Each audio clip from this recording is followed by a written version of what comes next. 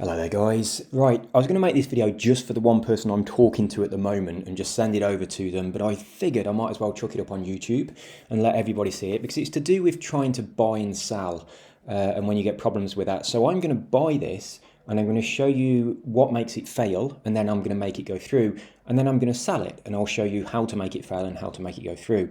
So at the moment I don't have any. I'll just refresh the page. I will go and buy some. It's on number 2. PancakeSwap is taking a long time to put the tokens in today. I don't know if you've noticed. I've been sitting here looking at this page for such a long time. In the end, I just close it down and try again. Come on.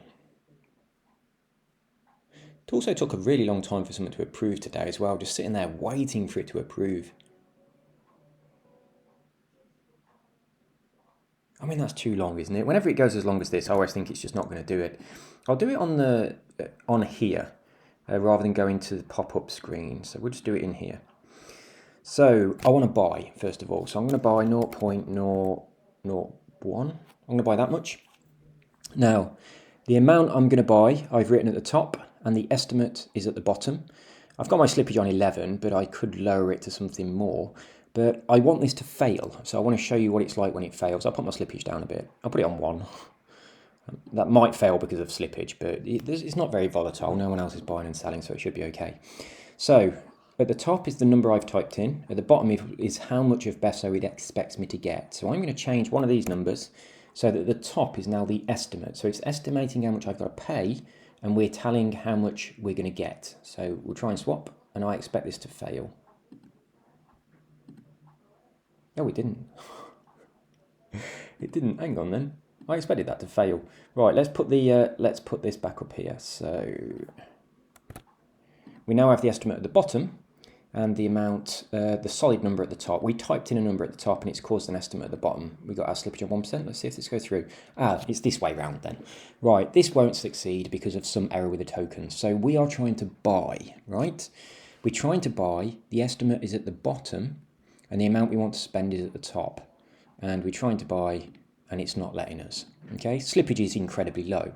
But if I change the bottom number, so this becomes a whole number and this becomes the estimate, it's going to estimate how much I have to pay, but it knows how much I'm going to get. So that's all we've done. So that's changed. Keeping slippage the same. And now it goes through. So we'll close that. And I'll wait until it shows up that I've got some. Oh, it went through quickly. So I've now got $5.30 worth. So now I'm going to sell. Now, when you're trying to sell, same situation, but the other way round. Let's see if I can get it in a new tab. Oh, beautiful. That's so much better. Right. So now we're trying to sell. So obviously we've got to flip them over. So we've now got the Besso on the top and the BNB on the bottom. Now, if I wanted to sell all of it, I would just click on max and it would put the figures in like this. And automatically the estimate is on the bottom and the amount is on the top. If I press this to go through, it will go through. But I want to show you what most people do. Most people might say, oh, I want to sell, and I want to sell this much of it. So that's, let's say if this is how much you want to sell, the estimate is now on the top, the amount that you will receive is on the bottom. So let's see what happens. No, it failed because of this error, okay? So when you're saying, oh, I want to sell so much so that I get back 0.05 BNB or whatever, and you try and do that, it won't go through.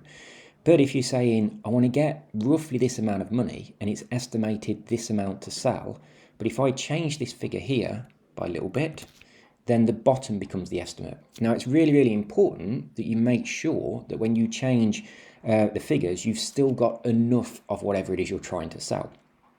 So obviously, if we were almost at the maximum and it was telling us roughly this much, and we changed the top figure like this, we wouldn't have enough of it. And when you're changing the bottom figure, like when you're trying to buy and you do something similar like that, it can really mess up. So what we're doing is we're selling. We want to get roughly that much. The estimate's on the top. It's not going to go through. So we put the amount we want to get at the bottom, and then we change the top one so the bottom estimates and it knows exactly how much we're going to sell, and now it will go through. Oh, it didn't. Okay, that might be because the slippage is incredibly low. So at this point, I'd start fiddling with the slippage. Or I might have had it all the wrong way round.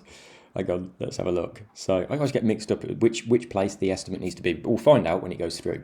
So we got the top one, estimates at the bottom, okay? So we only want to sell a little bit of it, so that much. But we want the estimate to be at the top. So we'll put a solid number in at the top, estimate at the bottom. Slippage is on 4. Didn't go. Right, let's now slowly adjust our slippage up. I'm going to go with 11. Right, that did go through. So we know 11 will go through with the estimate at the bottom. Will 11 go through with the estimate at the top? So we'll change one of these. So it's roughly the same amount, but now it's estimating from the top instead of the bottom. Slippage is the same, so let's see what it does. See, now it's doing the error.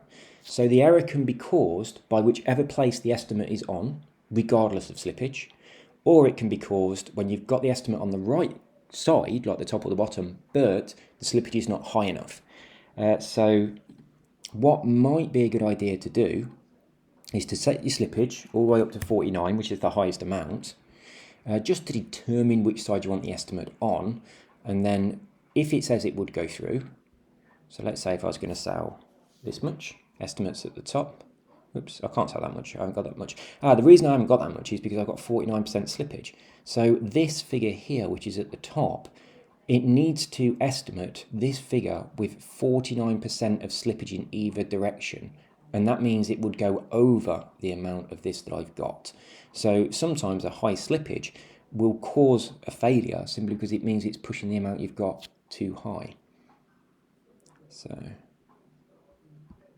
let's, we'll put our max in and see what our max is. So that's our maximum and it would give us this much. So let's say if I wanted to sell just this much, so at about a third of it, my estimate's at the top, I want to sell about a third of it. Try and swap on full slippage, it won't go through. But same again, full slippage, estimate shifted to the top, roughly the same amount, and I try and swap, and it will go through. So now I know which way is going to make it go through. I can now, move my slippage down. It's always the same. Whether you're buying and selling, it's always the same. Let's try about 8. Yeah, 8 would go through. And I mean, all I would do then is try this. But usually you can get it down ridiculously low. But obviously it all depends on the volatility of the token at the time. So that won't go through. And also the tax that's on the token and the gas needed to do the things the token needs to do. Now do bear in mind as well that sometimes when you buy and sell, a token doesn't do as many transactions as other times. And all of those transactions take gas. So as an example, to tokens that automatically add liquidity, they don't do it on every single transaction.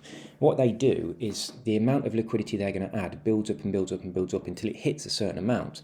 Now, if you happen to be the person that buys when it hits that amount, then the actual contract has got to do extra stuff because it has to send some money to the liquidity pool, and that requires a little bit of gas. So your gas fee is going to be a little bit higher than the person that bought before you, where it didn't need to do that extra little job. So that's all included. So it's a little bit unfortunate, but that can happen.